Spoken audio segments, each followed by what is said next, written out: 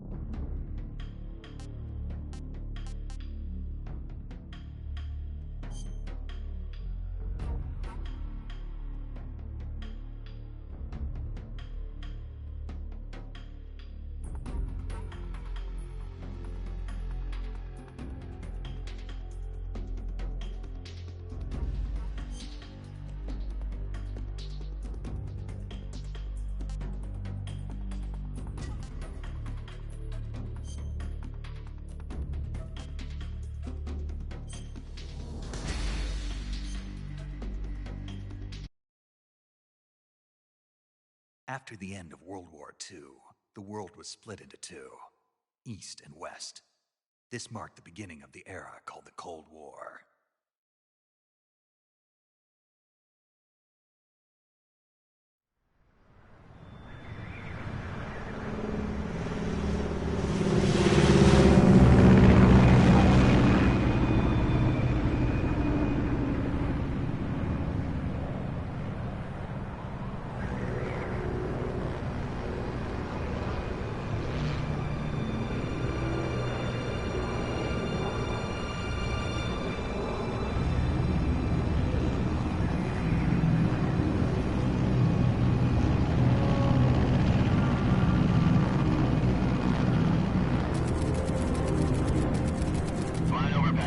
Altitude 30,000 feet. Approaching Soviet airspace. 20 minutes to drop off. Commencing internal depressurization. Equipment check. Arm main parachute. All right. You ready to go? Drop zone still showing a high pressure mass. Cav okay.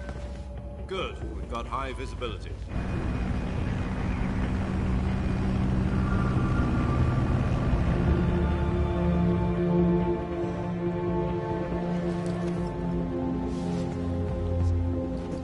Put out that cigar.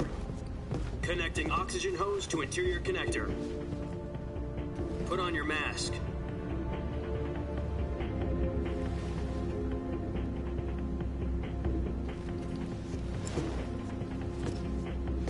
Does this panty waste know what he's doing? Approaching release point. 10 minutes to drop off. Hey, are you deaf? He said put out the cigar and put on your mask.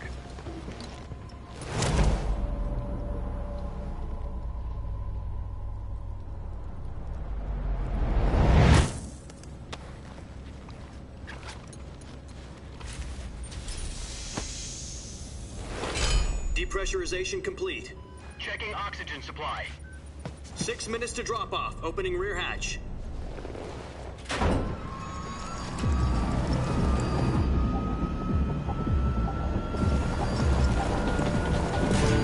Sunrise.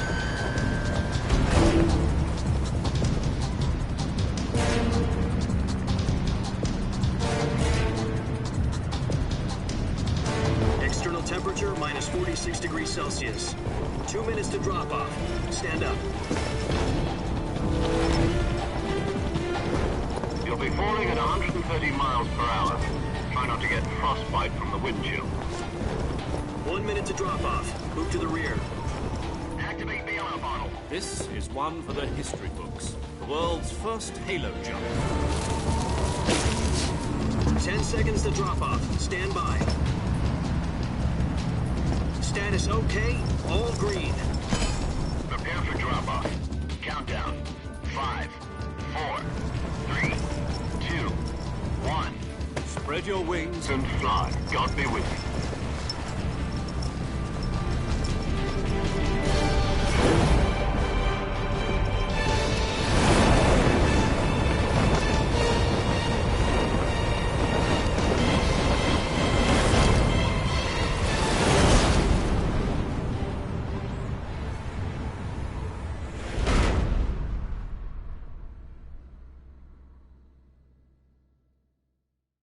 Jack, I've got some important news. The head of the CIA has finally given us the green light for the virtuous mission. Virtual mission? No, the virtuous mission. The future of our Fox unit depends on it. If it succeeds, we'll be officially organized into a unit. Virtuous mission? Sounds like some kind of initiation ritual. You know, don't get cocky. This isn't a training op. Right. So what exactly is this wonderful mission? Well, about 2 years ago, a certain Soviet scientist requested asylum in the West through one of our moles. His name is Nikolai Stepanovich Sokolov. He's head of the OKB 754 Design Bureau, one of the Soviets' top-secret weapon research facilities, and the East's foremost expert on weapons development. Sokolov? Isn't he that famous rocket scientist? The very same. On April the 12th, 1961, the Soviets achieved the first manned spaceflight in history. The Earth was blue, but there was no God. Well spoken. The rocket that carried Yuri Gagarin to orbit was the A-1, known as the Vostok rocket. Sokolov is said to be the man most responsible for the multi-engine cluster used in that rocket. After Gagarin's flight, Sokolov left rocket development to become the head of the newly established Design Bureau. From a lowly technician to head of a design bureau, that's quite a success story, so why'd he want to defect? It seems he'd become afraid of his own creations. Afraid? Call it a crisis of conscience. And for that, he left his country and his family behind and went over the fence? Not exactly. One of his conditions was that his family was also to be taken safely to the West. We used a mole to get the family out first and succeeded in sneaking Sokolov over the Berlin Wall shortly afterwards. I was the one who conducted the operation. The security on the eastern side was still full of holes back then. Then what? We got Sokolov over in one piece, but the whole ordeal had left him exhausted, and we checked him into a hospital in West Berlin.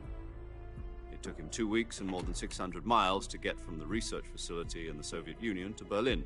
He was in no condition to say anything coherent. And it was only a week later that we had something much bigger on our hands. The Cuban Missile Crisis. October the 16th, 1962, President Kennedy received word that the Soviets were in the process of deploying intermediate-range ballistic missiles in Cuba. The President demanded that the Soviets dismantle and remove the missiles. At the same time, he announced a naval blockade to prevent further missile shipments from reaching Cuba. But the Soviets didn't back down, instead placing their armed forces on secondary alert. Soviet transport ships carrying missiles continued on course towards Cuba. US and Soviet forces went on alert for an all-out nuclear war. Frantic negotiations were conducted through the UN's Emergency Security Council and unofficial channels to end the hair-trigger standoff. Finally, on October the 28th, the Soviet Union agreed to remove its missiles from Cuba. And so the world avoided a nuclear holocaust. But in order to get the Soviets to pull their missiles out, we had to make a deal. You mean the one where the US agreed to remove its IRBMs from Turkey? No. The Jupiter IRBMs deployed in Turkey were obsolete, and we were going to get rid of them anyway. They had no strategic value whatsoever to either the US or the Russians. The Turkey deal was a ruse, a cover story that was fed to the other intelligence agencies around the world. So what did the Russians really want? Sokolov. They wanted us to return Sokolov. You mean the Soviets pulled out of Cuba just to get their hands on Sokolov? That's right. What the hell was he working on? At the time, we had no idea. We were running out of time. It was either give up Sokolov or risk full-scale nuclear war. In the end, we had no choice. President Kennedy gave in to Khrushchev's demand. The next day, I got Sokolov out of the hospital, handed him over to agents on the eastern side. Sokolov kept on screaming, "Save me," until he disappeared from my sight. Then, a month ago, we received some new information from one of our moles. About Sokolov? Yes. He was taken back to the research facility and forced to continue working on the weapon in question under KGB supervision. What's more, it's on the verge of completion. So what kind of weapon is it? Something to do with space rockets? No, missiles. Same technology. I guess you're right. We don't know the details, but it appears to be a new kind of nuclear device. For half a year now, the Soviets have been conducting frequent nuclear tests at Semipalatinsk. Something to do with the weapon, I assume. We're talking about a secret weapon so big that Khrushchev was ready to pull out of Cuba to get it back. Is Sokolov still in the facility? No. According to our intelligence, he's in Selinoyarsk, a place in the mountains about 3 miles to the west that's known as the Virgin Cliffs. The Virgin Cliffs. Nice name for a virtuous mission. They moved him there just recently. Why? Apparently, they're conducting a field test of the weapon, but it's our best chance to get him back. This mission would never have been possible if he was still in the research facility. This is our last chance. Sokolov must have known that too when he contacted us.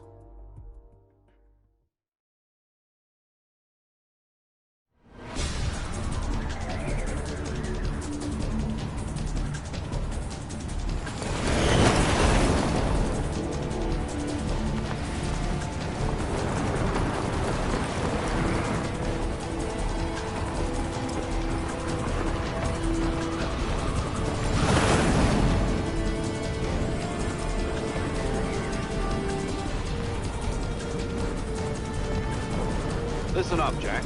Your mission is to infiltrate Selinoyarsk in the Soviet mountains, ensure the safety of Sokolov, and bring him back to the west.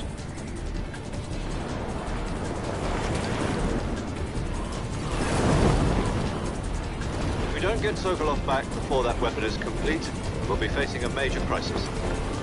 The clock is ticking.